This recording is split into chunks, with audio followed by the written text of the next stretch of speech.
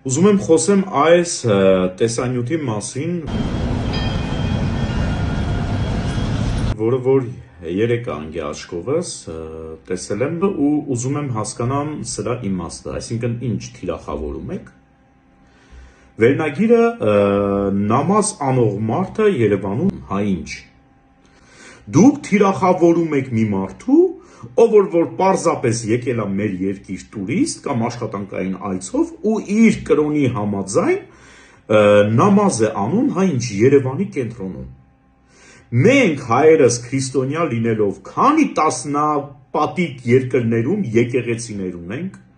աղոթք ենք անում, հավաքույթներ ենք անում ու ինչ։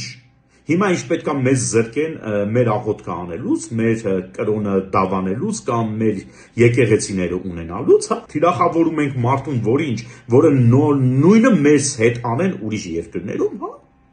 Այդ որ Եգիպտոս եք գնում, Դուբայ եք գնում, Թունիս եք գնում կամ այլ արաբական երկրներ, ձեզ լավ չեք զգում։ Այսինքն ինչ դնեն թիրախավորեն, ինչ որ մի հատ լրատվական գա նկարի հային ու գրի,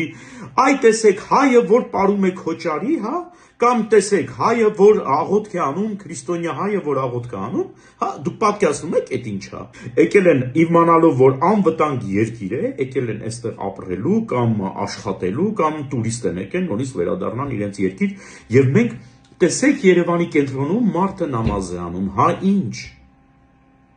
Ուրեմն, եթե ուզում եք ասեք, որ ադրբեջանցի է, քաղաքական հողի տանեք, որի մեջ չզզվելս գալիս է, չեմ էլ ուզում խոսեմ, բայց ադրբեջանցի չի, որովհետև հաստատ ադրբեջանցին այդքան ուղեղը թափած չի, որ գար Երևանի կենտրոնում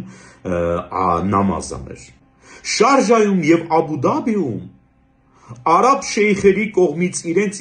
իսկ ֆինանսավորմամբ հովանավորվել են եւ հայկական եկեղեցիներ են կառուցվել, որպեսզի մենք հայերս լինելով Դուբայում եւ Շարժայում, Աբու Դաբիում գնանք եւ աղոթենք, աղոթատեղի ունենանք։ Շարժայի շեյխը տարիներ առաջ, մոտապես 5-6 տարի առաջ եկավ Հայաստան եւ գնաց Հաղարծինի վանքը իր բյուջեով, իր սեփական բյուջեով ամբողջովին վերակառուցեց, տարածքը բարեկարգեց, որպեսզի մենք գնանք մեր Հաղարծինի վանքը եւ աղոթենք։ Արաբ շեյխը, իսլամիստ, որ մի հայ քրիստոնյան կգնա ինչ-որ արաբական երկրում մզկիթ կվերակառուցի, տենց բան պատկերացնում եք։ Ու հիմա ինչ-որ մի հատ սովորական արաբ եկել է այստեղ Հայաստանում աղոթք է անում, նամազ է անում ու թիրախավորում եք, սիրուն չի։